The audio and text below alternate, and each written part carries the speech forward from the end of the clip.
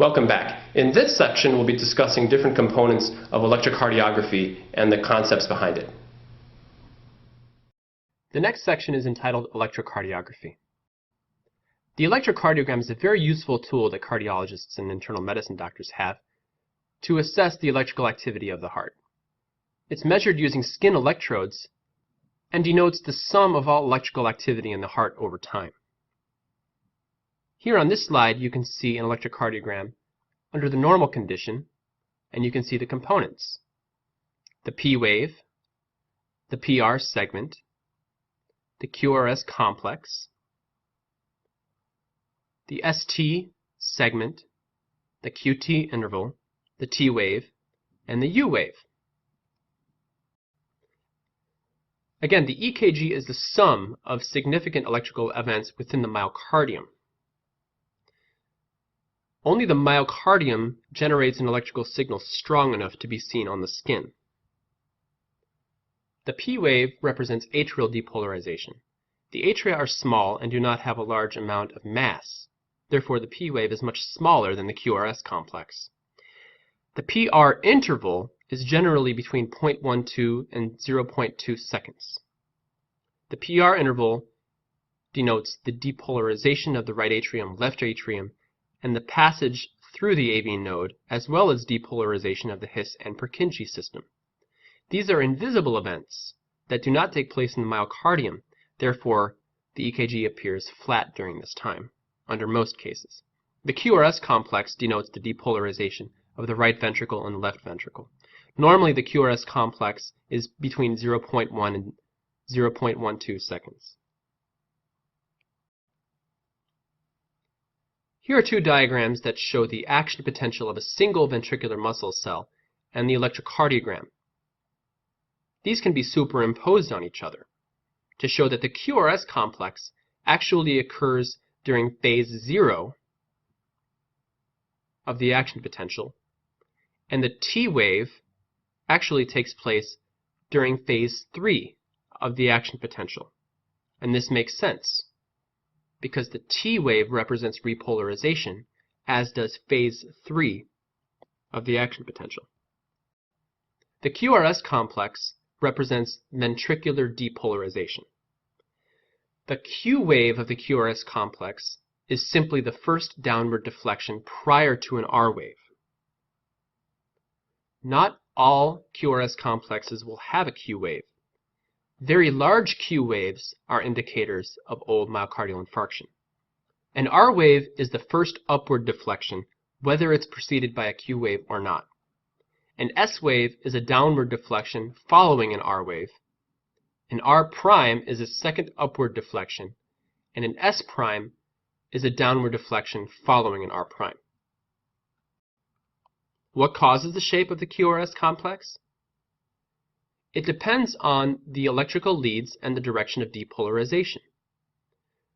During a normal cardiac cycle, the electrical axis changes with time. At one point, it's pointing towards the positive electrode, and at other points, it's pointing towards the negative electrode. Therefore, there are positive components and negative components on the EKG of the QRS complex. Here are some examples of the QRS complexes: QR morphology, QRS, and so forth. On the bottom, you can see RSR prime and other pathologic morphologies such as QS. The electrocardiogram also contains an ST segment. The ST segment is very important in ischemic diagnosis as well as myocardial infarction. Normally, the ST segment is isoelectric, meaning it is flat. The ST segment represents the absolute refractory period. The T wave represents repolarization of the ventricles. The QT interval represents the duration of repolarization.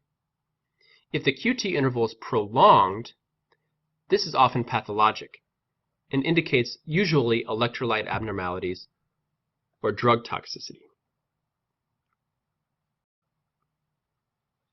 Let's talk about abnormal EKGs, and we'll start with heart block. Heart block, or AV block, is commonly seen on the boards, so you should be able to recognize these patterns. A normal cardiac rhythm has a small P wave, a QRS complex, and a T wave. First-degree AV block occurs when the PR interval is greater than 0.2. Second-degree heart block occurs when there is a ratio of P waves to QRS complexes that is not 1:1. The QRS complexes are fewer in number than the P waves per cardiac cycle. Third-degree heart block occurs when there is no relationship between the P waves and the QRS complexes. We'll go over these more in detail now.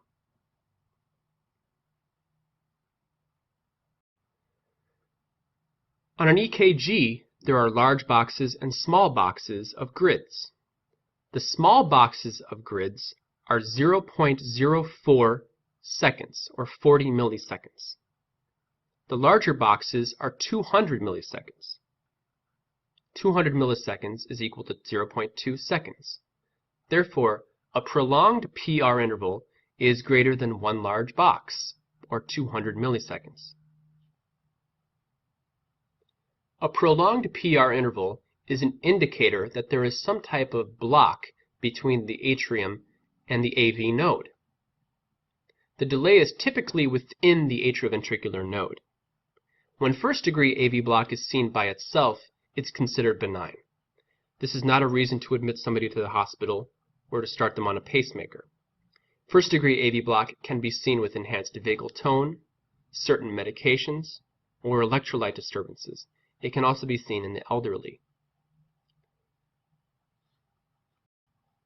Second-degree AV block occurs when QRS complexes are all preceded by a P wave, but not all P waves are followed by a QRS complex. There are three major types of second-degree AV block. The first two types you should know and be able to recognize for step 1. Mobitz type 1 second-degree AV block, also known as a Wenckebach phenomenon, is represented by a slowly prolonging PR interval followed by a dropped QRS complex. Mobitz type 2 second-degree AV block is represented by a constant PR interval followed by a dropped QRS. Another type of second-degree AV block is constant block, usually only seen in situations such as atrial flutter. It is less important for this test. Mobitz type 1 is seen on the following slide. As you can see on the strip on the bottom, you have a P wave, a QRS, and a T wave. Over time, the PR interval increases from cardiac cycle to cardiac cycle. On the fourth P wave, at the very bottom, you can see that there is no QRS complex. That is a dropped QRS. On the test, if you see a dropped QRS, you should look back and see if the PR intervals have been prolonging. If the PR intervals have been prolonging, then you would call this Mobitz type 1 or Wenckebach phenomenon. Wenckebach phenomenon is much less dangerous than Mobitz type 2.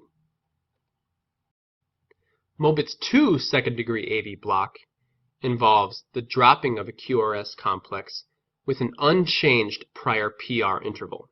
And as you can see on this slide, the P wave, the QRS, and the T are all constant up until the point where you have a dropped QRS complex.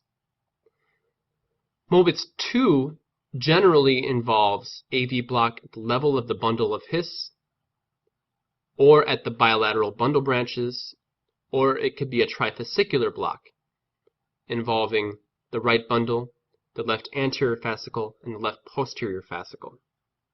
This is a much more dangerous rhythm. Patients with Mobitz type 2 second-degree AV block generally require a pacemaker. These patients often progress to third-degree heart block or complete heart block. Third-degree AV block is seen in this slide. This is also known as complete heart block. In third-degree AV block, the atrial signal is not able to pass into the AV node. Depending on where the third-degree AV block is, this rhythm can appear differently, and it mostly is evident by the shape of the QRS complex. If the QRS complex is normally shaped, as in the top strip, the third-degree AV block has to occur above the level of the AV node. In the bottom strip, you can see that the level of the third-degree AV block is below the level of the AV junction, and therefore the ventricular escape beats are often very wide and strange-looking, and they're often more slow. This is because the AV node has a higher intrinsic pacemaker rate than ventricular escape beats do. Also, a junctional escape beat will be normally shaped because it can use the left and right bundles in a normal fashion, therefore generating a narrow QRS complex. In the bottom strip, a ventricular escape generates a wide QRS complex that is slower in rate than the junctional escape. The junctional escape is responsible for keeping the patient alive during complete heart block. If the person were to lose that junctional escape or ventricular escape, the patient would go into asystole. This is why these patients require a pacemaker. Some common causes of heart block include inflammation, seen in first and second degree heart block, as well as medications, seen in first and second degree heart block. Myocardial ischemia can cause first, second, and third degree heart block, and tissue degeneration can also cause first, second, and third degree heart block as well. The EKG recording itself is a recording of potential differences, and furthermore, it is the sum of potential differences during the entire cardiac cycle. The baseline of the EKG is isoelectric, meaning there is no potential difference at baseline. The y-axis of the EKG is the voltage change, and the x-axis is time. Remember that the small boxes of the EKG are 40 milliseconds, and the larger boxes of the EKG are 200 milliseconds. The EKG waveform depends on the tissue mass. Remember that the atrium generates a much smaller signal, the P wave, because it's a smaller mass structure than the left ventricle and the right ventricle, which generate a large QRS complex, as well as the direction of the action potential propagation and the electrode location relative to the heart. A standard EKG is composed of 12 leads. A lead is composed of 2 electrodes. There are 6 frontal leads and 6 precordial leads in a 12-lead EKG. The 6 frontal leads are older, and the 6 precordial leads were added later in history. The way that an EKG records a signal is by measuring a vector of electrical depolarization in the heart. Depending on the direction of the vector of depolarization and the axis of the EKG lead, you'll see a deflection on the EKG, either positive or negative deflection. If the vector of cardiac depolarization in space is moving along the axis in the same direction as the EKG lead, from negative to positive, you will see a positive deflection on the EKG. If the vector is moving in a negative fashion, or against the axis of the EKG lead, you will see a negative deflection on the EKG. The placement of leads on the chest during the acquisition of a 12-lead EKG is done by convention. The right arm, the left arm, and the right leg contain electrodes. The computer is able to change these electrodes from negative to positive in polarity in order to generate 3 leads: lead 1, lead 2, and lead 3. These leads are at 60-degree changes from each other in an isosceles triangle. Lead 2, from negative to positive, lies along the mean electrical axis of the heart. We commonly use lead 2 as a standard because it does lie along the mean electrical axis of the heart.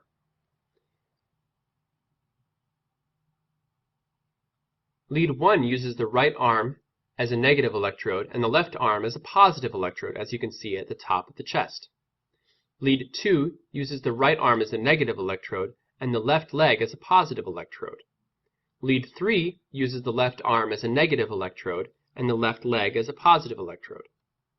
These are the first 3 leads, or the Einthoven leads, seen on an EKG. The bipolar leads, also known as Einthoven leads, are seen here. As you can see, lead 1 goes from the right arm to the left arm, lead 2 goes from the right arm to the left leg, and lead 3 goes from the left arm to the left leg. The same EKG signal, seen from 3 different directions, looks different in each different lead, as you can see in the rhythm strips on each lead. The different leads give us different angles with which to see the heart. Lead 1 looks at the lateral wall of the left ventricle, whereas leads 2 and 3 both look at the inferior wall of the left ventricle. The more leads we have, the more parts of the ventricle we were able to see. The unipolar leads were generated next in history. This added 3 more leads to the patient without adding more electrodes. The unipolar leads generate a tracing based on the potential difference between an anatomic point and a zero potential point, which is the center of the chest. In lead AVR, the zero potential point is generated between the left arm and the left leg. The anatomic point is the right arm, so the negative electrode is a virtual point between the left arm and the left leg. This negative electrode then points toward the right arm to form lead AVR. As you can see, lead AVR points directly opposite, or almost directly opposite, lead 2. Therefore, the QRS complex is mostly negative in lead AVR, compared to positive in lead 2.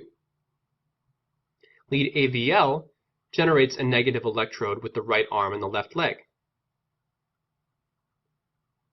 The positive electrode is the left arm. Lead AVF generates a negative electrode with the right arm and the left arm, and a positive electrode with the left leg. These are the next 3 leads on a 12-lead EKG. Now that we have 6 leads, we can generate a hexaxial system in the frontal plane. The hexaxial system combines the bipolar and the unipolar leads. The center of the chest is the zero potential point. Lead 1 is defined as 0 degrees, going from the right arm to the left arm, as you can see here. 90 degrees, or straight down to the patient's foot, is defined as AVF. Leads 2 and 3 straddle AVF, and together leads 2, 3, and AVF are called the inferior leads. This is because these leads point towards the inferior wall of the heart. Leads 1 and AVL point towards the lateral wall of the heart. Therefore, these are called the lateral leads. Lead AVR, though on this diagram looks like it points to the left, actually points to the right side of the heart. Therefore, AVR is only used for diagnosis of right ventricular or septal problems in the heart. Using these 6 leads, we're able to generate a view of the heart from any angle that we wish.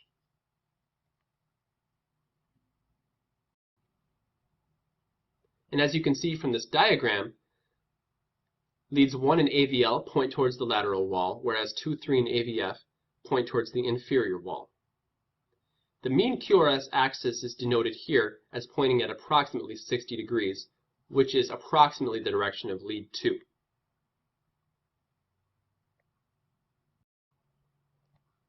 Here is another summary of the limb leads, the bipolar and the unipolar leads. The reason for generating all of these leads is to generate more views of the EKG. The next 6 leads you'll see on a 12-lead EKG are the 6 unipolar leads known as the precordial leads, leads V1 through V6. These leads form a horizontal plane through the heart. These leads are able to describe the anterior, the septal, and the lateral regions.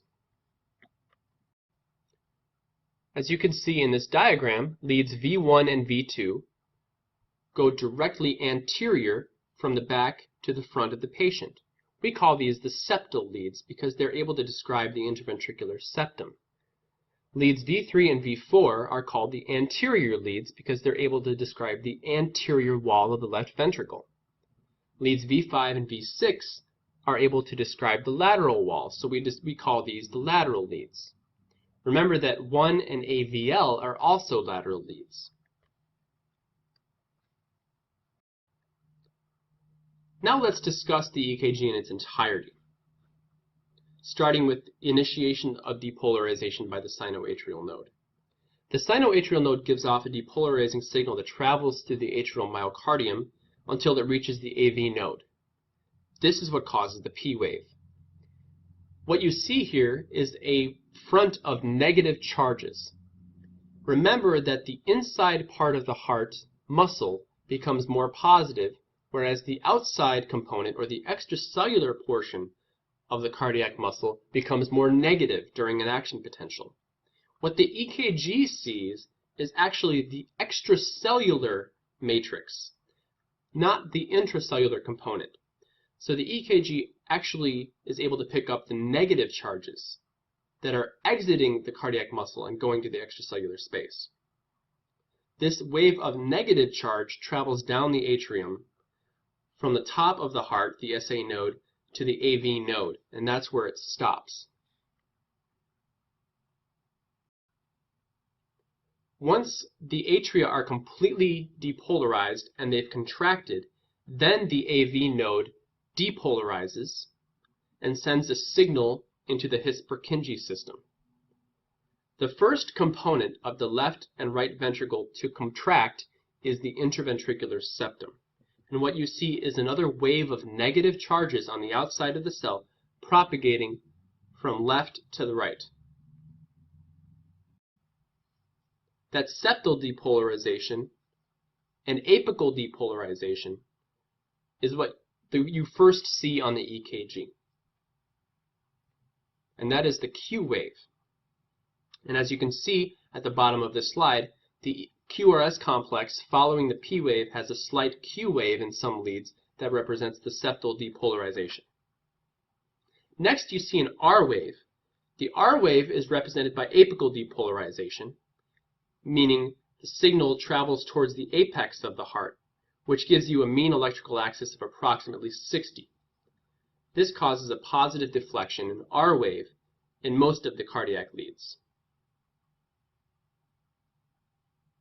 Next you see complete left ventricular depolarization, which causes a mean electrical axis of around 10 to 20 degrees. This causes positive deflection that continues in lead 1 and lead 2, but actually causes a negative deflection in lead 3.